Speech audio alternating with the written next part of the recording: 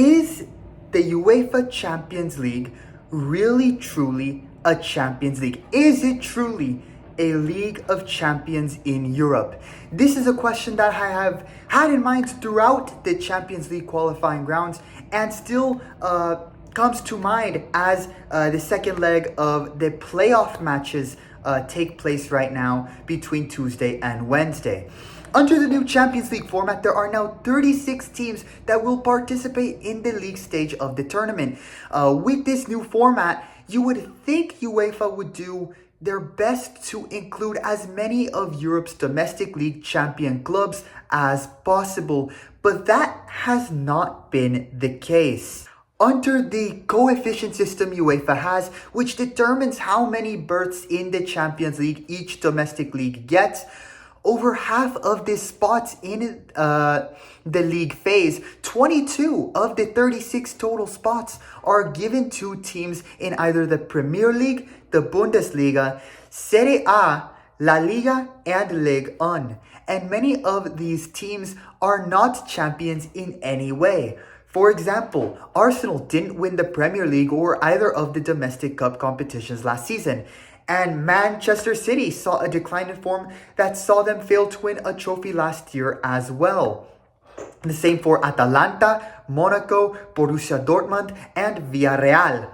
Meanwhile, domestic league champions like FC Copenhagen, who also won the Danish Cup along with the Superliga, FC Basel, FK Karabag, who we have seen be very competitive in European competitions, along with several other domestic league champions, are still having to qualify their way into the league stage despite the expanded format.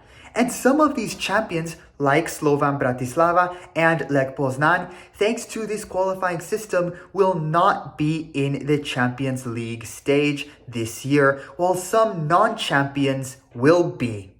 Now, I do understand the argument of the strength of the field and competition of certain domestic leagues.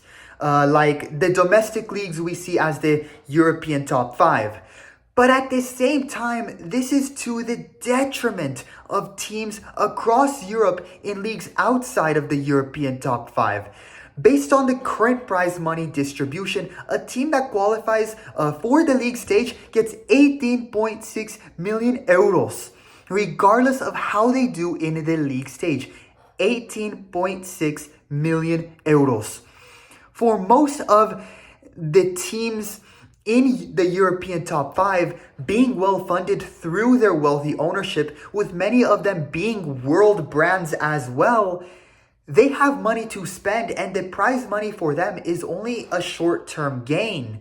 Meanwhile, for clubs outside of the European top 5 and their ownership groups not being anywhere near as big as Man City's or PSG's, not only will being in the Champions League stage directly help them grow in terms of skill level, but the prize money for them is a long-term gain. Not just to sign a quality player, but to use to renovate their stadiums, their training facilities, to grow as football clubs and elevate their playing level and status in Europe.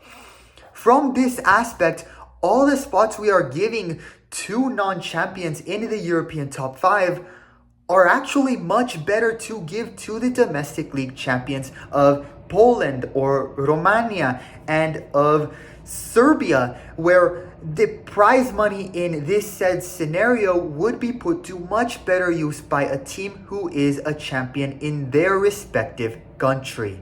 With 22 of the 36 total spots in the new Champions League format being given to teams within only the European top 5 leagues, with many not being title holders last year, I can't help but feel that UEFA missed an opportunity to truly grow football across Europe. Which again brings me to that thought, that question I began this video with. Is the UEFA Champions League really truly a League of Champions? Or is it just a UEFA version of the once proposed European Super League? An idea that fans opposed for being seen as a money grab and exclusive to other teams across Europe rather than an attempt to truly grow this beautiful sport that we love.